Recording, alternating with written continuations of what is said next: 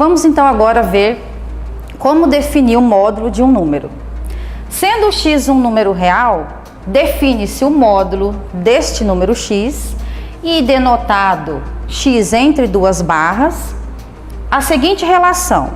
Nós vamos dizer que módulo de x é o próprio número x, se esse x for um número positivo, e vamos dizer que o módulo de x é o oposto do número x, se o x for um número negativo.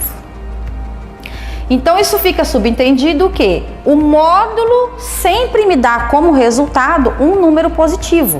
Decorre então da definição de módulo, né? Já que a gente tem o módulo de um número, eu tenho sempre como resultado algum número positivo. Dessa definição decorre então algumas propriedades. Quais são essas propriedades? O módulo de um número real é sempre maior ou igual a zero, ou seja, me dá como resultado sempre um número positivo.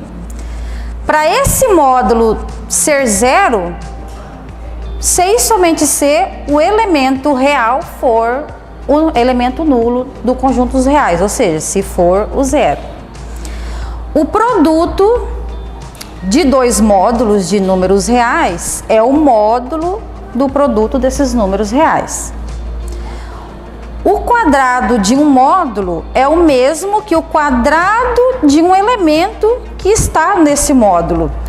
Isso daqui é algo estritamente positivo, que elevado ao quadrado me dá como resultado exatamente o quadrado de qualquer número real, também sendo um número positivo. Então a gente tem a igualdade das duas expressões.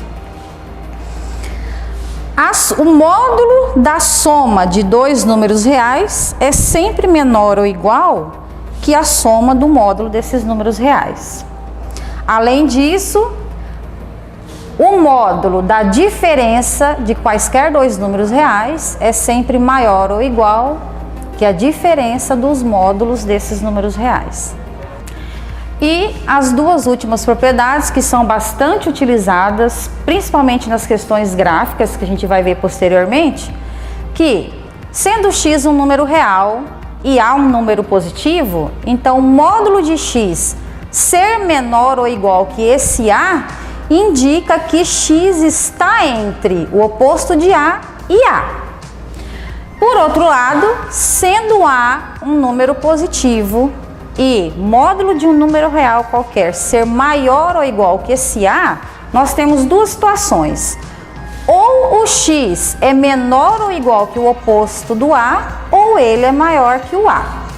Bom, geometricamente, esses dois últimos itens, vamos tentar exemplificar isso geometricamente. Dizer que sendo A um número positivo e o módulo de qualquer número real ser menor que esse A, então vamos pensar assim. Aqui eu tenho elementos dispostos de 0 até um número positivo A, e a mesma distância eu tenho o oposto desse elemento A. Como o módulo de um número me dá como resultado sempre alguém positivo, e a ideia de módulo está associada à distância, então a distância entre 0 e A é A unidades, que em módulo é a mesma distância do oposto de A até o zero. Então todos os elementos que estão entre menos A e A são elementos que são menores ou iguais a A. Agora, ou seja, eu poderia então marcar como conjunto, assinalar como conjunto, o conjunto de números reais que satisfazem essa situação, é esse conjunto aqui. São todos os elementos reais que estão entre menos A e A. Por quê? Porque o módulo de qualquer um desses números, sendo ele negativo ou sendo ele positivo, é menor que o elemento A. Por outro lado, partindo da mesma situação, a distância entre 0 e qualquer elemento A é A unidades, que em módulo é a mesma distância do oposto de A até a origem. Ou seja, sendo A um número maior que zero, quem é o conjunto de pontos que vai satisfazer essa situação aqui? Quem são os elementos? Então, dispondo esses números na reta, esse conjunto serão os elementos que são menores do que o oposto de A e os elementos maiores do que o próprio A. Por quê? Eu quero que o módulo do x, módulo de qualquer número real, seja maior ou igual que o A.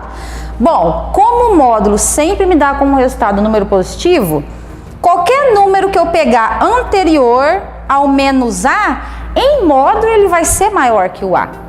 E qualquer número que eu pegar posterior ao A, em módulo ele vai ser maior que o A.